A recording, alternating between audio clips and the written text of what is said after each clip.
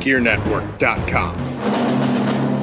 The following is a presentation of the Gear Radio Network. Hey, this is H.C. Loke. You're checking out the All Bets Are Off podcast with Robbie Vegas.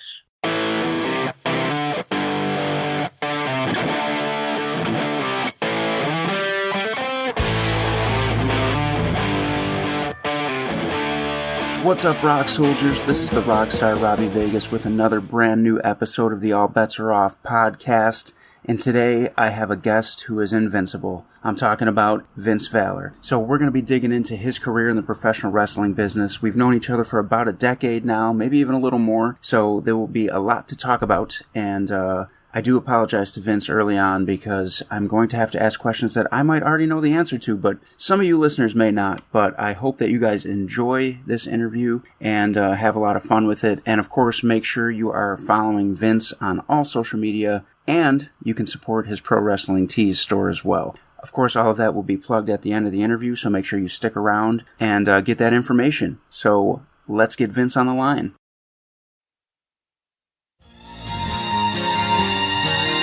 Hey everybody, this is Lauren Marie Taylor, creator and host of the Not the Final Girl podcast.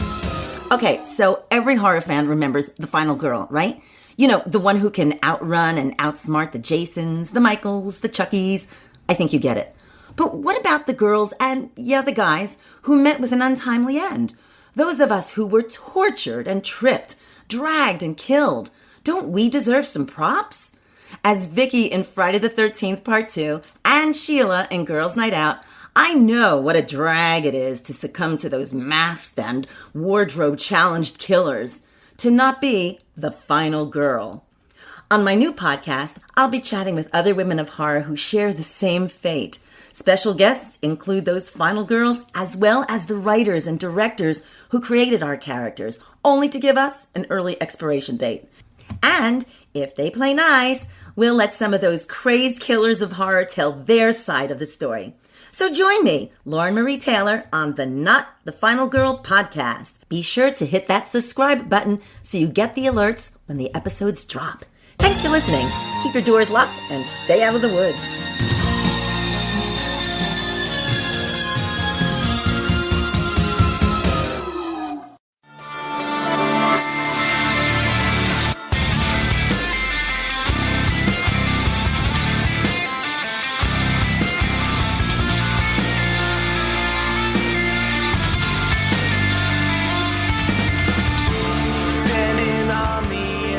All right, so Vince, man, thank you for being here, brother. I truly appreciate you, man. Yeah, man, thanks for having me. Well, I've known you for, I don't know, I got to say at least a decade, maybe a little bit more. And so I apologize now because I'm going to ask you some questions that I probably already know the answer to, but maybe some of my listeners don't. So Yeah, for it. All right, so first thing I got to know is what got you into professional wrestling in the first place, and do you remember how old you were? So I get asked this a lot, and I feel like everybody has to give the same typical answer of, I could remember ever since I could crawl. I could crawl to the TV and saw Hulk Hogan, and I was hooked, brother. They feel like they have to give that type of answer, and it's never true. Mm-hmm. I didn't know about it for like the first couple years of my life. It wasn't until I was like 6, 7 years old. My mother brought my sister and I to this daycare, and like the kids there were into it. They had all the videos and the action figures and everything. And we actually just beat the hell out of each other in the basement there. And like that's kind of like, it's like daycare fight club, and like that's kind of how like I started to really get interested in it. Like I had the kid in the Boston Crab, and then my mother got a phone call, and like from there it just kind of spiraled out of control. Like all I wanted for birthdays and Christmases were the action figures and the videos and everything from that. That's excellent. So are you telling me that you debuted at 6 years old? You could say that. So when you actually did start watching it, so you discover it with, friends and other kids with action figures at daycare, but when you actually started watching it, who do you remember watching? Around the time, like, I was a 90s baby, so I grew up on, like, the Attitude Era stuff. So, like, The Rock and Undertaker were two of the ones that really stood out. But, like, as I got older, I started to, like, appreciate more of the work rate kind of wrestlers. So, like, Eddie Guerrero was somebody that always stuck with me ever since then. Like, I was a big Eddie Guerrero fan, always have been. Christian's another one that, like, really stuck with me. So, like, those two my favorites to watch and, like, really learn from as far as, like, who to study. But, like, the ones that stood out were, like, The Rock and Undertaker. So if I asked you now, with all the knowledge that you have being in the business plus being a fan for so long, if I said give me a top 4 Mount Rushmore, could you do it? That changed. Like I always like question myself with this too, because like there's so many, like I can't limit it to just 4. See, it's like different. Like I mean, there's like a Mount Rushmore for like workers in the rain. There's Mount Rushmore for what they did for the business and for how big of stars they were. So like there's so many different ways to put it. But you're actually the first person to break it down like that, and I kind of like that. So why don't we do a 4 and 4? Okay. As far as workers, this isn't facts. It's just my opinion on it. I would say Eddie Guerrero, Shawn Michaels, Ric Flair, and I'd probably have to say Bret Hart. That's solid. That's a solid Mount Rushmore right there. That's Hall of Famers, man. Yeah, absolutely. As far as like what they did for the business, and like from that perspective, I mean, I'd probably say Cena, Undertaker. I'd put Vince McMahon himself on there. Yeah, for sure. And I'd say Triple H. And everybody's very iffy on that. Oh, he just buries everybody. Not really. I have this argument with people a lot. Like he buries. I don't want to say buries everybody, but when it came down to WWE versus WCW, ECW, they were always getting that last laugh on them because he would beat guys like Booker T, RVD, Steiner, but he had no problem putting guys over that they were building like Cena, Batista, Orton, what have you. That's true. I've actually never looked at it that way because the first thing that comes to mind is Daniel Bryan. I mean, he made Daniel Bryan, I think. Yeah. So, but no, I like that Mount Rushmore, and I'm actually shocked because I thought for sure you'd say Hogan and Austin. They were, like, everybody has them on there, so I mean, yeah, and that's great and all what they did for business, but like, I look at it as like how long was their run at the top really? Because like they weren't on top very long, but like you look at like a Triple H, Undertaker, or Cena, like there's a span of more than like well over a decade. Like looking at Austin, he was on top for what, maybe 6-7 years. Yeah, maybe around the time Hogan was hot too. Like they didn't have very long runs. Yeah, no, that's super true. Now, do you find two things actually that I just thought of while you were giving your Mount Rushmores was Cena would be normally an unpopular pick just because everybody tends to take the cool route and say that Cena's terrible. I personally never had a problem with Cena. I thought he was one of the greatest entertainers and wrestlers that I've seen in recent memory, and I was so happy that you dropped him first. So why did you pick him like right off the bat? Nobody's like you look at the Austins, Hogans, anybody. I don't think anybody's done more for the business itself than Cena as far as drawing money, being a household name, having as long of a run as he did. I think he should be on first on everybody's Rushmore, personally. That's solid. I agree. And my second question that I thought of while you were going through that was, how long have you actually been in the business now? Is it a decade? Is it more? 12 years in June. So 12 years, and do you find yourself with that many years in the business, does that change your complete view of, say, like, Vince, when he broke into the business, wouldn't have had the same, 4 picks as Vince does right now? Oh, absolutely. Like the experiences and like different mindsets, you learn a lot. Like you meet people and you talk to people and you learn like their point of view as opposed to yours, and like it definitely changes your mindset in the business as the years go on. Like you gain all these experiences and all this knowledge from everybody you work with and everybody you come across. It's like you can't help but really like. Especially over the last 12 years, you can't help but change your mindset from when you started to where you might be now. It's refreshing to hear somebody actually say that, too, because we both know that there's a lot of guys who are still, the same guys. I'm trying to word it in a nice way, but you know what I'm trying to say. Yeah. So, when did you decide, like, how old were you? Do you remember when you first thought, I'm going to do this? Like, not so much when you actually started, but when you made your mind up that you were eventually going to start. So I was 17 at the time. Myself and my former tag partner, Matt Milan, we were backyard wrestling on a trampoline, and we were just thinking to ourselves, like, what if we actually did this? Like, how do we like go about it?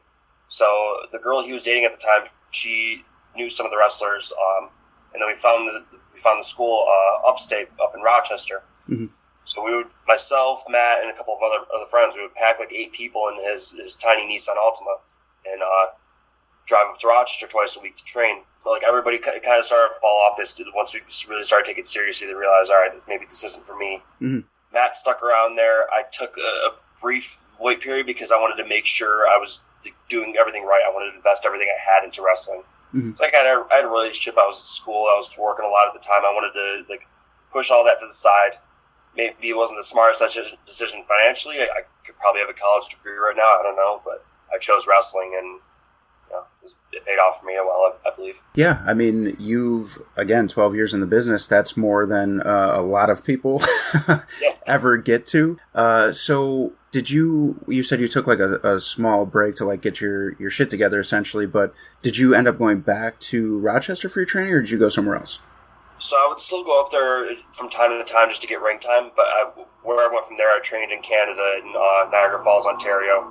I trained under JT Playa, Tiberius King, whatever anybody knows him as. Mm-hmm. Scotty Turner was there, Primo Scordino.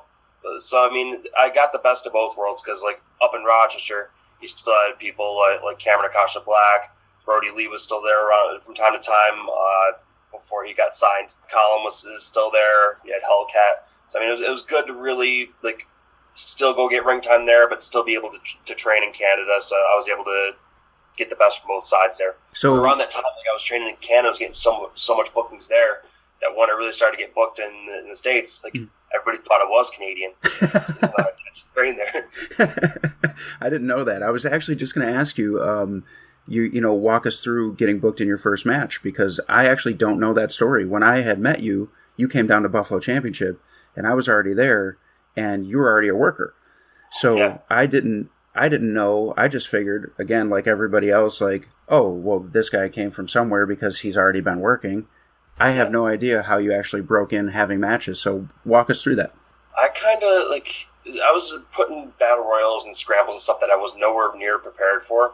And, like, I had, like the pre-show dark matches for my home fed at the time, which was Neo Wrestling Federation. Oh, okay. So I was getting matches there, but sorry, I have a new cat at home, and he's trying to get himself over right now instead of letting me do my thing.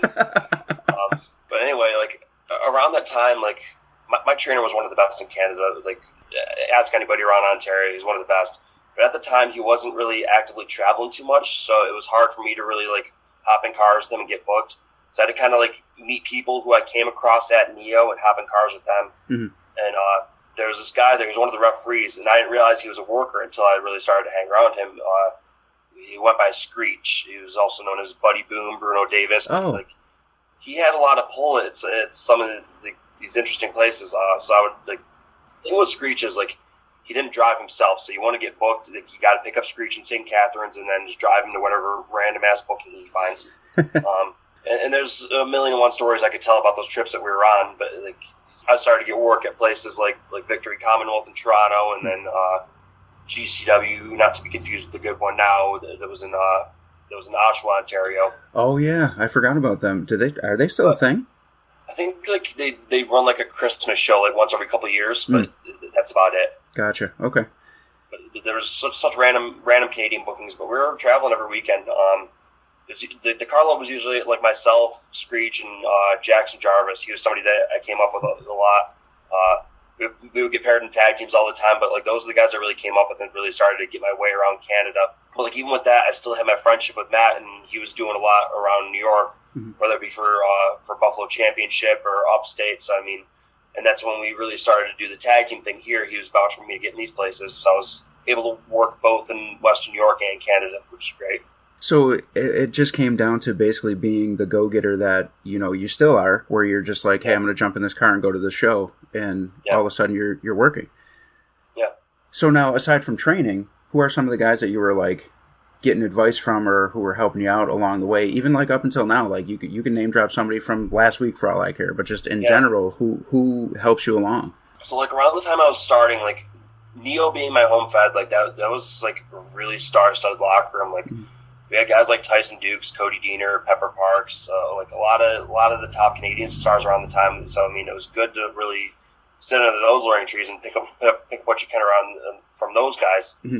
But then going around the Buffalo Rochester area too, you had guys like Bill Collier, like Pepper Parks. He was on both sides of the border, working wherever he could. Mm-hmm. But even to today, like, I take, like, there's so many to name, but man, like, it's hard to really narrow it down, like, who I take the best advice from. I just think, and this is something I try to, like, and it feels weird to even give advice to newer guys, but, like, I try to tell them, like, take advice from whoever you can, and then as you get further along, you'll start to filter out what's good advice and what's shitty advice. Mm-hmm. Mm-hmm. But, like, you start to realize, like, all right, this guy knows what he's talking about. I'm going to latch myself on him. But, like I mentioned, like, Bill Colliers, the Brandon Thurstons, like even somebody like H.C. Loke, who's very underappreciated. Like I just take the time to talk with him as much as I can. Mm-hmm.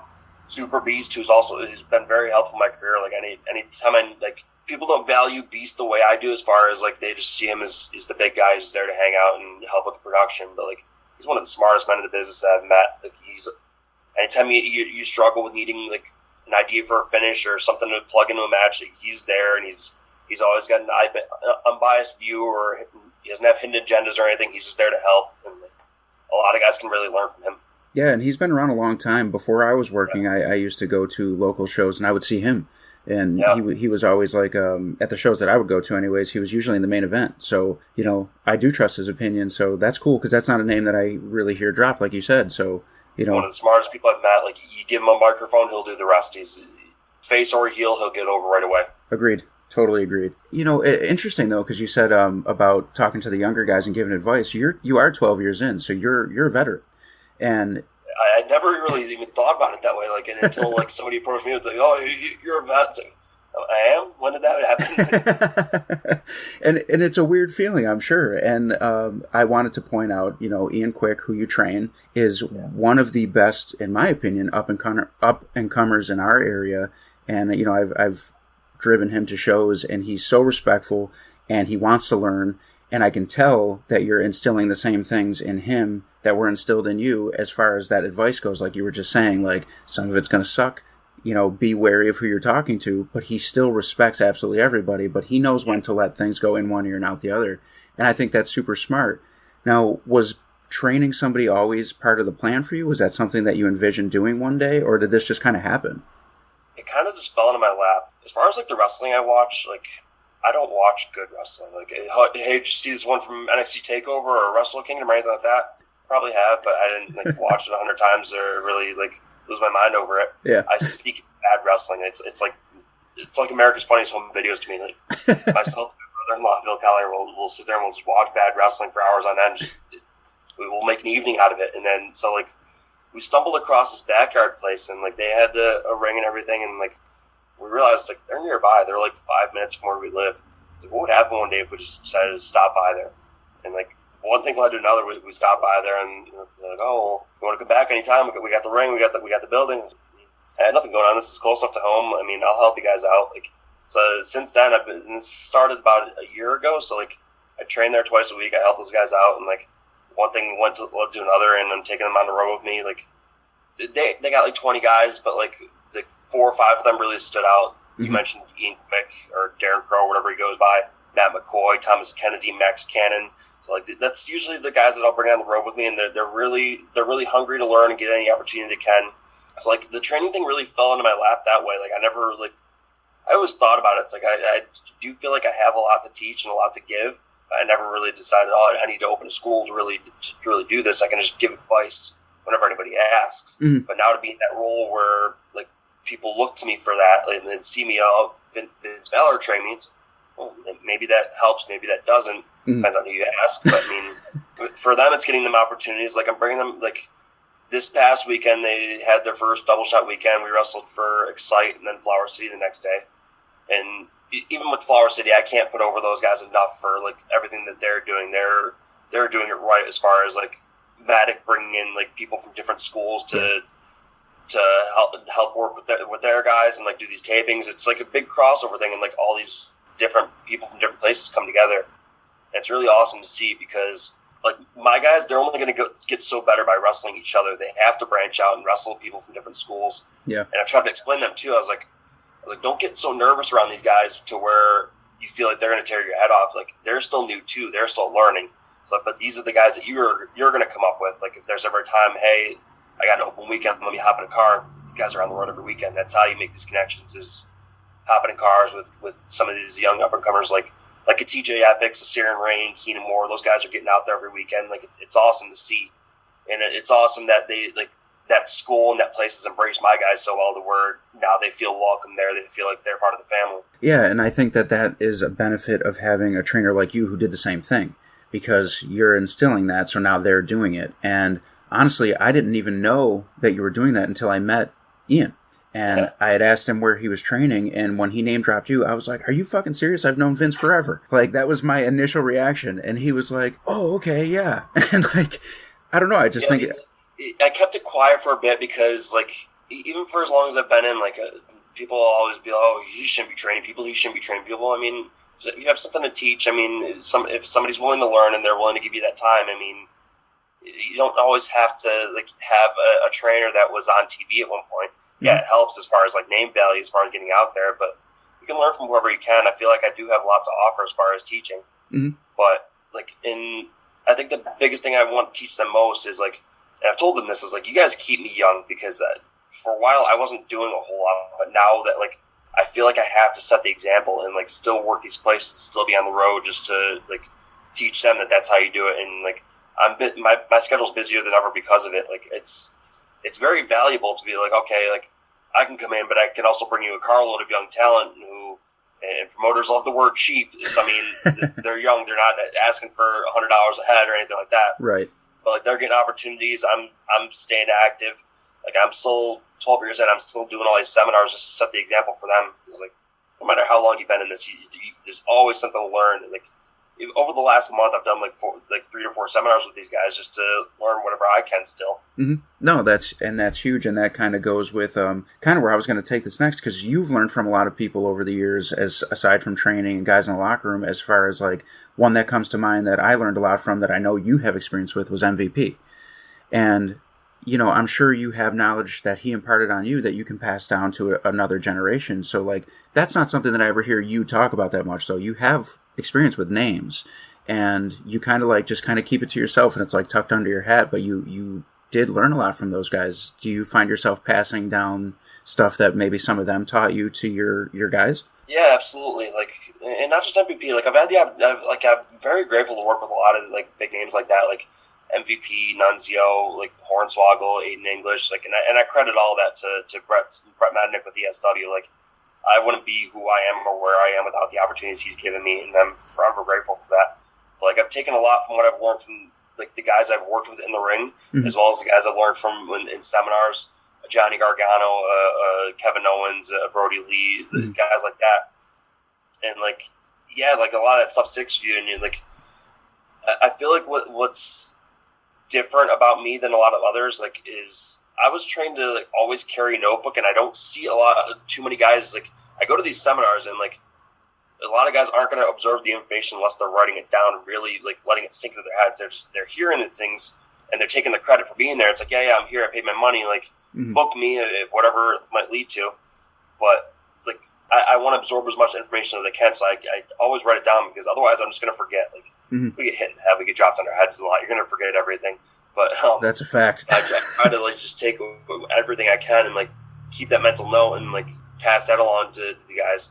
Like, with the seminars and the guys I've worked, and, like, I've also done extra work. So, like, in like, you've done it as well. I mean, mm-hmm. they basically tell you, like, oh, just stand here, don't speak unless spoken to. I mean, you're just here to eat and go home. But, like, yeah, and that's great. But, like, I kind of want to learn what I can while I'm here. So, I mean, as much as they say stay away from the guys, like, I'll sit in catering, and I'll sit nearby enough to store. I'm not asking questions, like, I don't want to get on the line, but I at least listen to what's going on around me, and I listen to the way they call their matches and the way they plan things, and, like, try to differentiate, like, how they do things as opposed to how it's done at an independent level. Yeah. Like, it's such a huge difference, because it's so advanced, such next level, the way they, like, plan for, like, okay, we'll do this, this, and this, and then there's a 2-minute commercial break, and then back to this, and it's next level stuff, and I give them all the credit in the world for that. Oh, dude. Like, I pick those experiences and try to learn what I can and pass that along. It's like, all right, like, if you want to get to that next level, this is how they do things. Like, yeah, 100%. And that's funny that you brought that up, because that's one of the points that I always try to make when I talk to people is, well, first of all, if you get lucky when you're doing extra work, you'll have some kind of match. And even if it's just in a, you know, nobody's in the arena yet, but the agents are going to watch you, whatever, like, yes, that's a plus. You're probably going to get some kind of feedback, but the learning how to work through TV was insane. And, like, I did the same thing as you. Everybody was sitting in catering, but I knew that there was guys out in the ring, so I went and sat in the front row and I just listened. And, you know, like, you have to do that, especially if you're going to teach people like you are. And send me this list of like what not to do, and it's just a whole like 10 commandments of don't do this, don't do that. It's like, all right, I mean, I'll sit and eat then, and wait for that check to come in the mail. Yeah, right. So since we're on the topic of ESW and like the names that you've worked with and stuff like that, just in general, over the last 12 years, who are some of the favorite opponents that you've had that come to mind? I answer this question the same every time I'm asked it. Like, the three that really stand out is my brother-in-law, Bill Collier, who I mentioned. Like, he and I had like a year-long storyline in Erie, Pennsylvania. And some of the I don't worry so much about like matches and moves as much as I do moments and memories. And I feel like he and I told like a really good story over that year, and like it really made people believe. There was nobody that didn't believe in that storyline. Like I said, he and I are brothers. Like we're going to be around each other. We're going to travel together, whatever the case may be. Like we kept kayfabe alive in that sense, to where like, okay, if we're out together, we're not tagging each other in Facebook posts. We're we were in Disney World on vacation with the family. We weren't seeing any vacation photo together with the rest of the family. It's like, all right, like he needs to be in one and that, and then I need to be in another, or something like that. We couldn't roll up to the venue or anything like that. I mean, it was tough to keep that going for a whole year, but I mean, I feel it told a good story. He's one.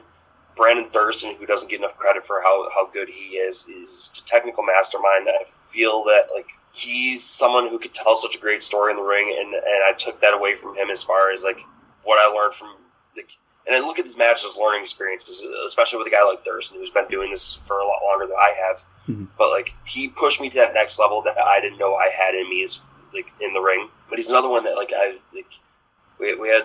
It was around like the Southern Tier wrestling days where like I think we started in like I'm bad with years and dates and all that, but I think it was like 2017. But like it spanned over like a 3 year.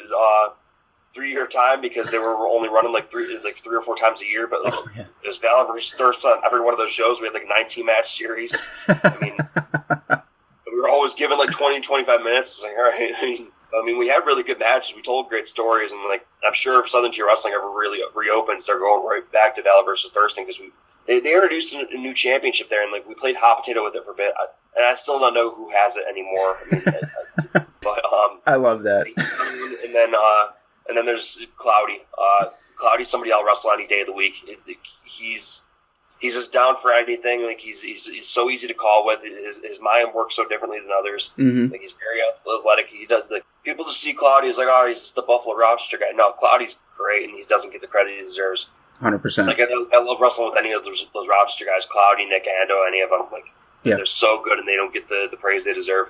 I totally agree. And Cloudy's got some crazy cardio, man. There's been so many times I've gone to the locker room after wrestling him, and I'm just on the floor in a heap, like gasping for air, and he just walks past me and slaps me on the back, and he's like, good shit. I'm like, okay. Yeah, he's always ready to go for more, too. Like, right. I don't get it. Anybody asks, like, who do you want tonight? I was like, give me Cloudy. 100%. 100%. So the next two questions I have for you are kind of similar but different. You'll see how. So are there any dream matches that you haven't had but you really have on like your list of things that you want to do? See, like I feel like at this point, anybody I've wanted to wrestle, I have. Mm-hmm. Like I don't have that like that super indie dream match of like all these names that are getting released or anything like that. Mm-hmm. Like I said, I want to tell a meaningful story with my matches, and like I've had that with matches with Bill. Like he's my brother. I've had a story with Matt Milan, my best friend, mm-hmm. who I came up with. But I feel like the one that's really eluded me so far is with my trainer, Tiberius King. And we were supposed to have that actually, but before pandemic ruined all of it. So whenever that border opens, I'm sure we'll cross paths at one point or another. Yeah. I feel like at this point, the window of opportunity is closing. Like he's getting older, I'm getting older. But I told him, I was like, you're not retiring until I get my match with you. Well, I hope that happens. I love wrestling up in Canada, too. I'm dying for the borders to reopen for us. Yeah. Now, my similar question is, are there any dream matches that you want to see, not be a part of, but something you would love to just watch? We can go living or dead. I have an answer to that, yeah. You don't know?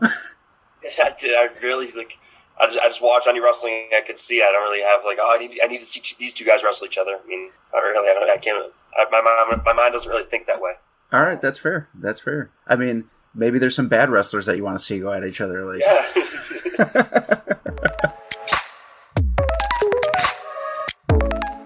Hey, Hey, it's Misty and Liz with Talking Literature. We're sisters who don't know shit about literature, but we love to hang out and talk about the books we've read. You can find us on Facebook and Instagram at Talking Literature and on Twitter at Talk Literature. And look for us wherever you listen to podcasts. This next question is kind of strange because I feel like a lot of us have similar answers to this, but I'm gonna ask you anyway just to see where your mind's at with it. But is there just any kind of bucket list that you have for wrestling right now, or just something that you really want to check off? Like I said, it's I feel like anything I've wanted to do at the start, I have. I mean, I think now I'm just in the mindset of like still being able to go even after like I'm 29 years old. It's considered young, but I mean after like 12 years of wrestling, that'll put a toll on your body, so I feel older than I am. Mm-hmm. It's like I'm just happy to still be able to actively do this as much as I can. I mean, that in itself is an accomplishment to me. I mean, as far as like bucket list items, I mean, I don't know, maybe get a spot on a WB card or an AEW card. I mean, everybody seems to be getting in like those AEW dark spots. I mean, that'd be pretty cool one of these days. Mm-hmm. But I mean, if things like that don't happen, it doesn't upset me. Like I'm just at a point where like everybody goes through these different stages in wrestling where like you start out, you're so excited to do everything, you just want to wrestle as much as you can anywhere and everywhere, and then as trainers will tell you, all quality over quantity, so you start to limit it down, and then you get booed from places or you get blackballed or whatever the case may be, who knows? Mm-hmm. And then you get bitter and you're just miserable and you hate everything. And then you get to a point where you just want to have fun, and that's where I'm at. I just want to have fun with things. I want to enjoy this as much as I can. I want to pass along the things I've learned to the guys that I'm working with, and I feel that now I'm in a comfortable place where I can do that. Like pass along, and not even just the guys that are training right underneath me, but like not even like so. Like my guys are wrestling for like the Flower City shows and the Excite student shows or whatever. But like I'm also on those cards too, and like it's awesome for me to be able to work with these younger guys, the Matt Lawsons, the Troy Coopers, those kind of guys. I mean, it keeps me young. They're learning from it. So, like, stuff like that. I just want to... My goal from the start was to leave this better than when I found it, and I feel right now I'm in the best position to do that. That's fantastic, man. That's the best answer you could have given. And I didn't mean to laugh when you said you get bitter, but... We've all been there. Yeah. We both know, like, as soon as you said that, a bunch of shit just ran through my mind. So I had to just laugh that off. But, yeah, I totally get that. But here's something. This is a serious question. I need to know. The T-shirts that you're wearing. We got to talk about them. Tell me. The truth is, I don't have like an answer for why or why I'm even doing it. It kind of just... I had a Britney Spears shirt that I just packed in my bag. I was going to wear it after the show, and I was like, well, maybe I'll just wear this to the ring. And then, for whatever reason, it's like, all right, like, well, what the hell are you wearing? It's a Britney Spears shirt, whatever. And then I decided to buy a Demi Lovato one, and then a Topanga one, and a Kimberly the Pink Power Ranger. And it's just really out of control where I'm just blowing all my money on these T-shirts. And it's to a point where like I'm running out of ideas to keep it fresh because I don't want to wear the same one twice, even though I'm sure I'm going to run into that situation. But I just have like they're separated in my closet, like my pop star ring shirts. Yeah. But I guess the idea for it is like you look at these deathmatch guys, and this isn't a knock to them, but like they're out there wrestling in jean shorts and band T-shirts. Mm-hmm. All right, well I'm going to wear a '90s pop star shirt and have just as much fun doing it that way. And it says more about my opponent if they get their ass beat by somebody wearing a Hannah Montana shirt. Well, yeah, that's true. And I gotta say, like, they crack me up every time because you don't just wear them to the ring. You tag the person and you label yourself as their favorite wrestler. And I think that's my favorite part because I'm waiting for one day to see you pop up in their Instagram story with the shirt on and the caption of you being their favorite wrestler. And I'm counting down. They never sell for it, but I'm going to keep trying. You know, if you run out of ideas, you got to take to social media and start asking people, what shirt should I get? Donations. I need like P.O. Box or something like that. I love it. And I hope that this gimmick doesn't die out anytime soon. Size XL, by the way, for anybody listening. Well, since we're on the topic of T-shirts, though, real quick, before I even ask you anything else, plug your Pro Wrestling Tees store because I want my listeners to know where they can support you and get your stuff. ProWrestlingTees.com/VinceValor31. I've got some on there that might be cease and desist worthy. Some that are just... Most of them on there, if you search it out, they're a little comical. I've got the How the Vince Stole Christmas. I've got the Who the Hell Booked Vince Valor with the book me eyes. I mean, like I said, I just like to have fun, whether it be the pop star T-shirts that I wear out to the ring or silly designs in my Pro Wrestling Tees store. I just want to have fun. So For anybody listening right now, do you recommend the Book Me Eyes on a post to? Yeah, the Book Me Eyes gets you places, brother. I even put it on gear too. Did you really? Oh yeah, I didn't know that. I've just seen it for a while, and like I see guys putting that on comments on posts of places they have no business working for, but they try their luck anyway, and it just becomes such a running rib for me. It's like, all right, like it's just embarrassing to watch. I mean, all right, let's make a joke out of this. So, any chance I get, I just put the Book Me Eyes on something. Well, we all know it's about who you know, right? Yeah, it's exactly what it is. You got to sell those tickets, brother. Yeah. All right, moving on. So, other side of the fence, list out some of your favorite promotions that you worked for over the years, and let's plug some good brother promotions that you just want to get out there. The promotions I've worked for, Empire State Wrestling tops that list. They're my home. They've been my home for the last decade. They'll always be my home, no matter where I go or what I do. I wrestled there years ago, but I recently went back like a year ago, and that was Excite Wrestling. So like when I list off like promotions I like to work for, I care. And this comes back to me wanting to have fun. I like the venues that I wrestle at. Mm-hmm. If it's in the middle of nowhere and it's just some random ass VFW and there's nothing to do around there, it's like, well, I wasted 4 hours driving to this.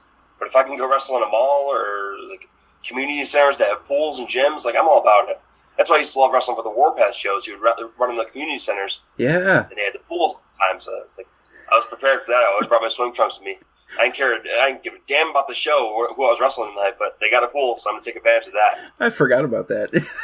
But, like, Excite, I love it there. Like, I love what I'm doing with these Flower City shows. Revenge, I just recently debuted there after being away from Erie for 4 years now. So, I mean, they're doing great things there. And they even have fun venues. They got a hotel with the pool and everything like that. I mean, I like the venues. I like to have fun while I'm at a wrestling show.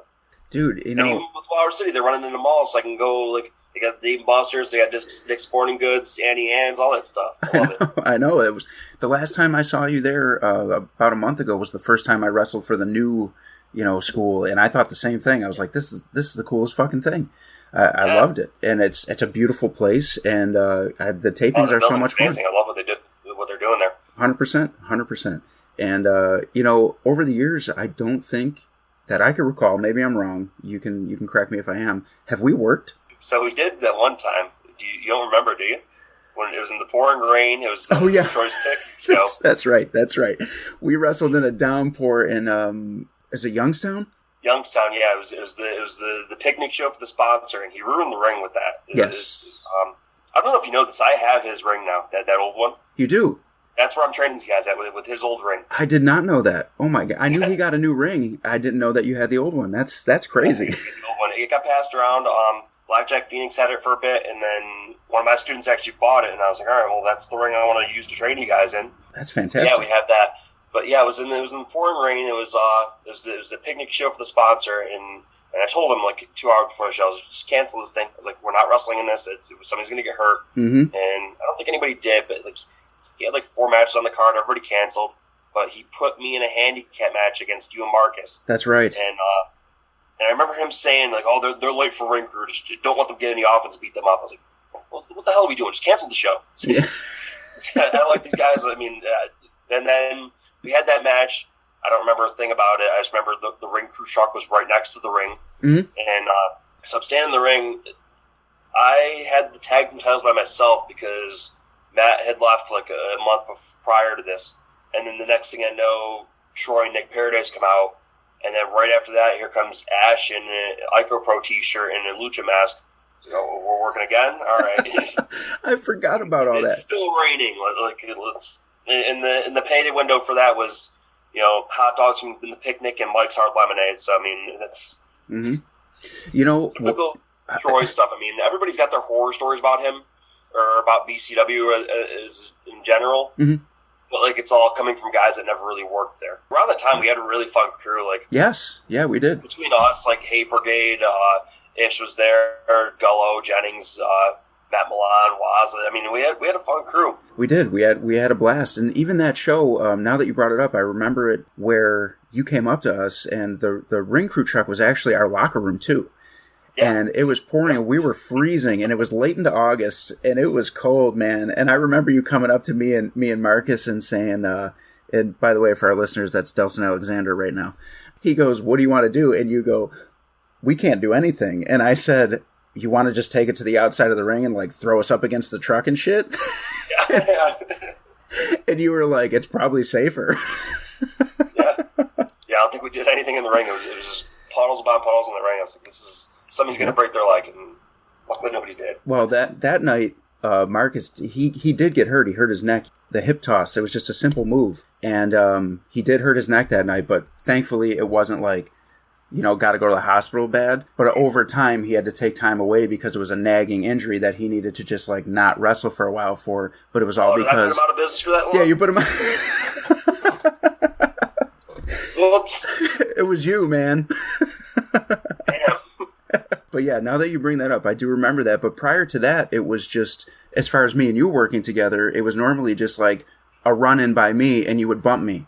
And we didn't actually have the match. The manager thing with what was Roscoe Black? What was he at the time? Jeremiah Bradley. You were doing the manager thing.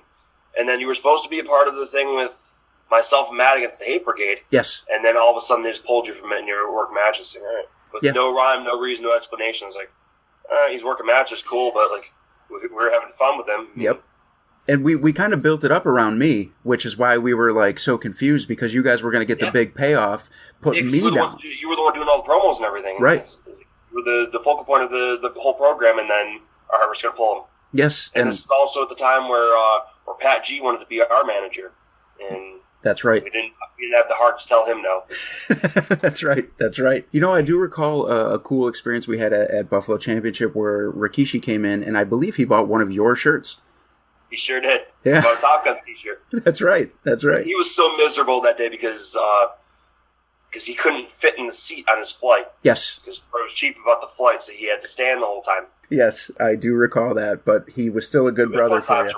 If this is your way of saying, "Oh, we need to have that match, brother," I mean, we'll talk to the people that book both of us. We'll make it happen sooner or later. Yeah, man. I was you're leaning offended into that I didn't put you on any of my bucket lists or dream match deals, but it must be going back to just both of us being bitter. Yeah, we'll get that match in at some point because, we'll run into each other at Flower City where we're both saying, yeah, we're willing to work double duty. And they'll say, well, they both want to work twice. Throw them together. Yeah. So listen, before I let you go, I want you to plug some upcoming events and I want you to plug your social media. All right. Well, my upcoming events, my calendar's pretty damn full, actually, and I'm super stoked about that. Basically booked the whole year, but my next one will be ESW in Niagara Falls, my hometown, against Big League John McChesney. We've never wrestled before. We've done like a couple tag matches here and there, but like never one-on-one. So like he's excited, I'm excited. To be a really good match. After that, I got Excite Wrestling. I'm back at Flower City. Got a couple other things coming up too that I'll keep hush for now. But yeah, I mean, my calendar is full as far as like I'm limiting myself to like over the last year or two. I've kind of limited myself to where I want to travel, but not to where it's really taking that much of a toll on me. Like the furthest I'm going right now is maybe 3.5, 4 hours, and that's perfect. Like I don't want to go any further than that. Mm-hmm. So if I might keep my calendar full with places like ESW, Excite, Flower City, it's like any of those places where you could see me over the next year or so. As far as my social media, I'm on Twitter at VinceValor31, Instagram at Vinstagram31. I love that, by the way. I'm on Tinder, I'm on Bumble, all that stuff. I mean, right. And, we'll link your Tinder in the show notes. Oh, hell yeah. Dude, this was fun, man. I'm glad that, you wanted to do it. And it was a long time coming because I wanted to have you on for a while. And, this was cool. So thank you. Yeah, man, absolutely. So I guess I will see you at the next Flower City, I believe. March 6th. March 6th? Prepared to work double duty. I'm in. I already commented with the eyes. Yeah, that's hell yeah. That's how I got booked. All right, man. I appreciate it. Thank you. All right, brother. Thank you.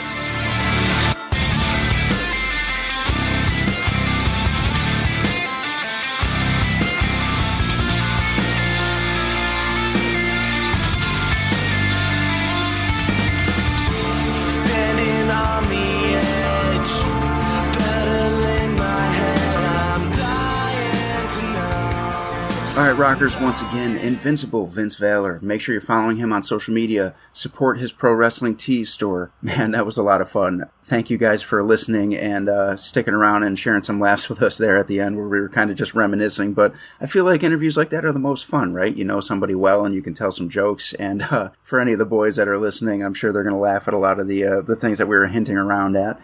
But so make sure you're checking him out. When you do follow him on social media, he does post his flyers and where he's going to be and all that stuff. So make sure you get that done. And also check out ABAO Pod across the board on social media. And of course, that is the podcast you're listening to right now. So give us a follow, and we're very interactive. So let us know what you think. We run a lot of polls, and we will catch you guys next week.